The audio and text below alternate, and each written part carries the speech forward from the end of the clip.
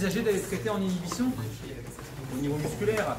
J'ai une entorse fraîche, j'ai des tensions sur les fibulaires, sur le tibial postérieur, c'est souvent le cas puisqu'on a souvent des tendinopathies dans les deux tibial post à la suite des entorses. Ou j'ai une tension sur un solaire parce que j'ai une dysfonction subtalaire, je vais à ce moment-là aller voir l'inhibition. Pour ce qui est de l'inhibition du solaire, on va commencer dans cette position-là en mettant la jambe posée sur la jambe. Donc je me mets exprès comme ça de manière à ce que finalement le calcanéum soit bien en appui quand je vais l'empaumer contre moi. Donc vous voyez ici, j'attrape ce qu'on appelle en prise tridigitale.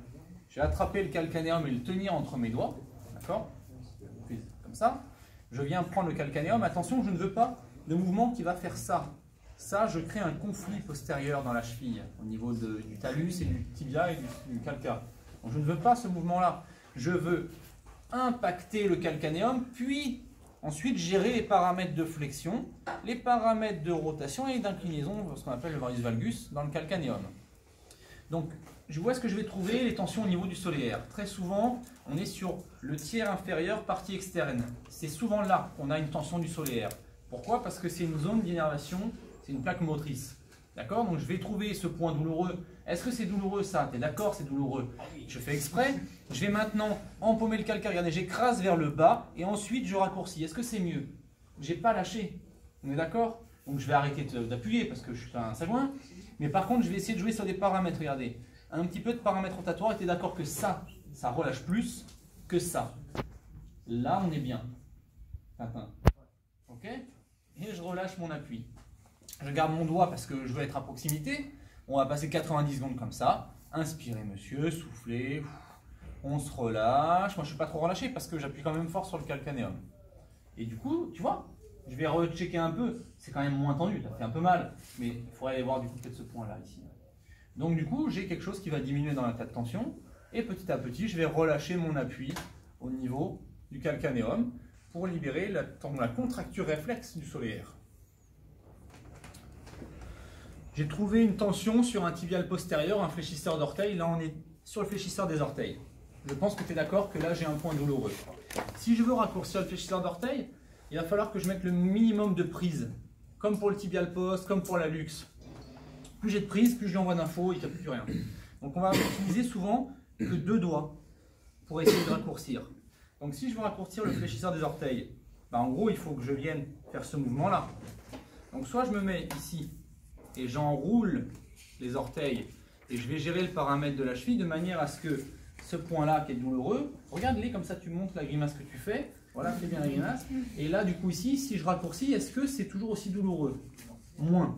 Maintenant je suis en inhibition de mon fléchisseur des orteils, on attend 90 secondes, j'essaie d'avoir le minimum d'appui, d'accord? Si j'étais sur le tibial postérieur, j'aurais pu trouver une douleur un peu plus bas ou plus profonde, mais je ne peux pas trop le savoir quand c'est profond. Je vais le trouver ici au niveau du corps. Vous savez, on a palpé hier, du coup, la partie inférieure. Je vais mettre où mes appuis? Styloïde du 5, premier rayon, et je viens raccourcir au niveau du tibial post en venant pousser sur le premier rayon et tirer sur le cube, sur le styloïde, le cuboïde, bref, sur ce mouvement de torsion là. Et je suis en train de raccourcir le tibial postérieur. 90 secondes. Si j'ai trouvé une tension sur le tibial antérieur, que je veux raccourcir le tibial antérieur, je vais faire un appui ici avec MCP2 sur premier rayon en poussant de manière à réaliser une flexion dorsale et une élévation du premier rayon. Juste une poussée là. Voilà, je trouve ici. Et j'attends que la tension diminue sous mon point. Je trouve un point douloureux, je sais pas, ici par exemple, tibialante. 90 secondes et on relâche. Donc, j'ai une douleur et un point de tension sur mon LFH.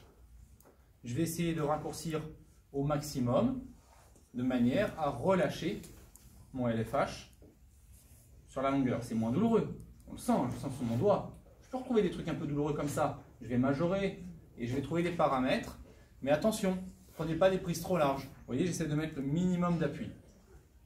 Plus je mets d'infos, plus je le perturbe. On inspire, on souffle, 90 secondes. Donc je vous ai montré Le solaire, la position est importante. Ça, posé sur votre cuisse. Vous pouvez même vous mettre un petit peu plus parallèle, ça sera mieux. Je pousse le calcanéum vers le bas, prise tridigitale. Je pousse vers le bas. Une fois que j'ai poussé, je vais chercher, effectivement là sur de l'extension, puis un peu de rotation et pourquoi pas un petit peu de valgus, ça lui fait du bien. On est déjà en train de traiter la subtalaire de manière fonctionnelle. On n'est plus dans la technique structurelle. C'est pareil, une inhibition musculaire, ça commence à ressembler à ça. Ok ? Donc vous pouvez envisager de vous mettre dans cette position-là en vous disant bah, je vais travailler l'articulation, je vais raccourcir un peu les tissus. Il est bien en valgus, je le mets en valgus. Il est bien en rotation ici, donc bon, c'est ce mouvement où le calcanéum vient se coucher sur le côté. Je viens du coup rajouter ce mouvement-là. Il est mieux en extension, je le mets en extension. J'attends. Inspirer, souffler. Et quand je sens que ça se relâche petit à petit, je vais essayer de mobiliser pour voir si j'ai récupéré, si j'ai gagné. Si je gagne, je peux ensuite décider derrière d'aller chercher le mouvement à l'inverse, c'est ce qu'on appelle consolider, pour gagner et récupérer ce que j'ai gagné. Il y a des milliers de techniques sur le calca, tout ça. La technique structurelle qu'on a vue et la technique fonctionnelle là, ça suffit déjà bien pour ensuite aller déjà s'en sortir.